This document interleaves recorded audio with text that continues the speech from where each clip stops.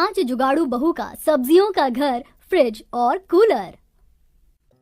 आज तो मजदूरी में पैसे कटकर मिले हैं। हाँ भैया, आपने सही कहा। चलो अब घर चलते हैं। तीनों भाई घर लौट आते हैं। भैया आ गए आप? ये लो पानी पी लो। घर में कोई दिखाई नहीं दे रहा, कहाँ गए हैं सब लोग?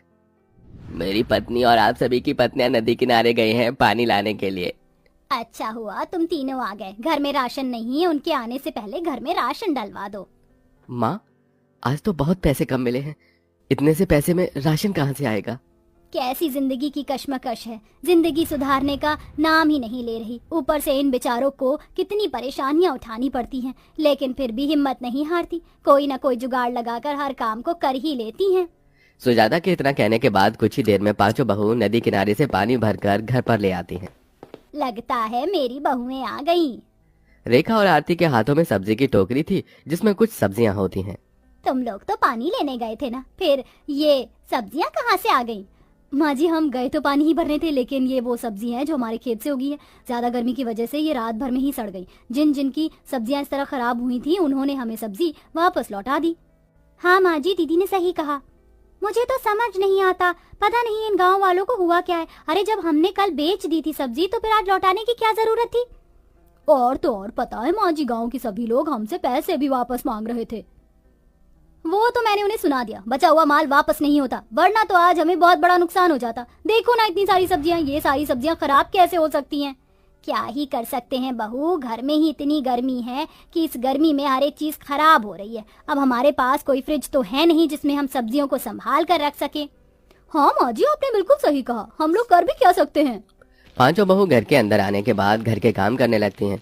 शाम का समय होता है, कोई चूल्हे पर खाना बना रहा होता है तो कोई घर की साफ सफाई में लगा होता है। मैं पूजा कर देती हूँ। ये करेले हैं, मैं छत पर सुखा कर आती हूँ। मंजू इतना कहकर अपने घर की छत पर जाती है। उसके वजन की वजह से कच्ची छत टूट जाती है और वो छत से घर के अंदर जाकर गिरती है। हाय रब्बा, हाय मेरी कमर तो टूट गई है। भगवान, ये क्या हो गया? बहुत दर्द हो रहा है मुझे मेरी कमर में। उसके गिरने की आवाज से चारों बहू उसके पास आती हैं। अरे अरे, ये क्या हो गया? तुम तो छत से नीचे लुढ़कते हुए गिर गई। ऐसा भी क्या हो गया था? तभी कहते हैं खाना कम खाना चाहिए, नहीं तो वजन ज्यादा होने की वजह से ऐसी दुर्घटना की संभावना बनी रहती है। खुशी की बात सुनकर सब लोग उसका मजाक उड़ाने लगते हैं। हम लोगों का वही हाल है, गरीबी में आटा गीला, कोई काम ठीक से हो ही नहीं सकता। अब देखो ना, छत टूट गई हमारी। परेशान क्यों हो रही हो? छत का जुगाड़ तो हम कर ही लेंगे। वैसे भी पूरे गांव में हम लोग फेमस जो है जुगाड़ू बहुओं के नाम से। हाँ हाँ, तुमने बिल्कुल सही कहा। अगले दिन जब सवेरा होता है, पांचों बहू समय पर उठकर घर के सारे काम कर लेती हैं और कड़ी धूप निकलने से पहले अपने खेतों में जाकर सब्जियां तोड़ना शुरू कर देते हैं। हे भगवान, देखो ये सब क्या हो रहा है। हमारी सारी फसल, हमारी सारी सब्जियां खराब होने लगी हैं। ये टमाटर, गाजर, मूली, तोरी, आलू सब खराब हो रहे हैं। ये सब तो गर्मी की वजह से ही हो रहा है। धूप भी तो बहुत तेज निकलती है। थोड़ी सी बारिश हो जाती तो अच्छा रहता, लेकिन बारिश होने का नाम ही नहीं ले रही। अपनी सब्जियों की ये हालत देखकर पांचों बहुएं वहीं खड़ी की खड़ी रह जाती हैं। हमारे पतियों को दिहाड़ी नहीं मिली, ऊपर से कार्तिक रकुल दोनों को कहीं नौकरी भी नहीं मिल रही। जो भी खेत में बची कुछ सब्जियां हैं उन्हें निकाल लो, उन्हें बेचकर शाम के खाने के लायक पैसे तो कमा ही लेंगे। खुशी के ये कहने पर 5 बहू मिलकर सब्जियां तोड़कर टोकरी में रख लेती हैं। तो वहीं अंजलि हाथ में चाकू लेकर जो थोड़ी बहुत सब्जी बची होती है और हल्की फुल्की सड़ी होती है उन्हें काट कर साफ साफ कर सब्जी अपने टोकरी में भर लेती है। अरे ये क्या, सारी सब्जी आपने क्यों काट कर रखी है? ऐसी कटी हुई सब्जियां तो कोई नहीं खरीदेगा। किसी को खरीदनी है तो खरीदे, नहीं खरीदनी तो ना खरीदे। वैसे मैंने ये सब्जियां घर के लिए काट रखी है, इस जुगाड़ से ये सब्जी खराब नहीं होंगी। बड़ा अच्छा दिमाग चलाया। चलो अब घर चलते हैं। घर आने के बाद पांचों बहुएं गर्मी में काम में लग जाती हैं। आरती और रेखा दोनों खाना बनाने में लग जाते हैं। अंजलि मंजू घर की साफ सफाई करने लगती है। बहू, तुम ये क्या कर रही हो? आंगन में पानी क्यों डाल रही हो? इससे मन की थोड़ी देर के लिए जमीन ठंडी हो जाएगी, बस इसीलिए कर रही हूँ। ये सुनकर सुजाता वहीं खड़ी हो जाती है तो दूसरी तरफ अंजलि आरती दोनों कटी हुई सब्जियों से बना हुआ खाना लाकर सभी को परोस देती हैं। जल्दी से खाना खा लीजिए, उसके बाद हम सभी को बाजार भी जाना है। क्या जुगाड़ है बहू, तुमने तो खराब सब्जियों को भी खराब जाने नहीं दिया। यही तो कमाल है जुगाड़ बहुओं के बहू होने का। अब सभी लोग बना हुआ खाना खाकर अपने अपने काम पर निकल जाते हैं और पांचों बहू सब्जी लेकर बाजार में जाती हैं। ए सब्जी ले लो, सब्जी, हरी हरी सब्जी ले लो, सब्जी ले लो, सब्जी। आलू, मूली, टिंडे, गाजर, पालक, गोभी, हर तरह की सब्जी, जो सब्जी चाहिए हमारी दुकान पर लेने आइए। मंजू के इस तरह से चिल्लाने पर भी कोई वहाँ उनकी सब्जी खरीदने नहीं आता। आज तो बोनी बट्टा भी नहीं हुआ। देखते ही देखते सुबह से शाम हो जाती है, लेकिन उनकी थोड़ी भी सब्जी बिक नहीं पाती, जिसकी वजह से उनके चेहरे उतरे हुए होते हैं। चलो अब घर चलते हैं, यहाँ बैठे रहने से हमारा टाइम ही खराब होगा। मुरझाए चेहरे को लेकर पांचों बहू वापस सारी सब्जियां टोकरी में भरने लगती हैं। तभी उनके पास एक बूढ़ी औरत आती है। अरे इतनी जल्दी जा रही हो, जरा सब्जी तो देती हुई जाओ। ले लीजिए माँ जी, जितनी सब्जी आपको लेनी है ले लीजिए, वैसे भी दोपहर से लेकर इतना समय हो गया, इसी में ले जाओ।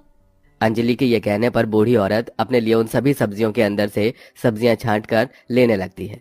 उसी वक्त बूढ़ी औरत सभी टोकरी और सब्जियों के ऊपर अपना हाथ फेर देती है।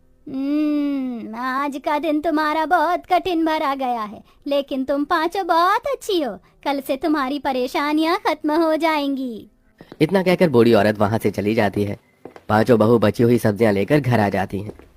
मंजू तुम एक काम करो, जो सब्जियां गलने लगी हैं उन्हें काट कर मुझे दे दो, मैं इतने चूल्हा जला लेती हूँ खाना बनाने के लिए। आरती के इतना कहने पर मंजू सब्जियों की टोकरी उठाकर उनमें से डाली हुई सब्जियां काटने बैठ जाती है। कुछ ही देर में आरती चूल्हा जलाकर उसी के पास आकर बैठ जाती है। वो सभी सोच में पड़े होते हैं। क्या हुआ है, तुम्हारे चेहरे पर जरा भी हंसी दिखाई नहीं दे रही।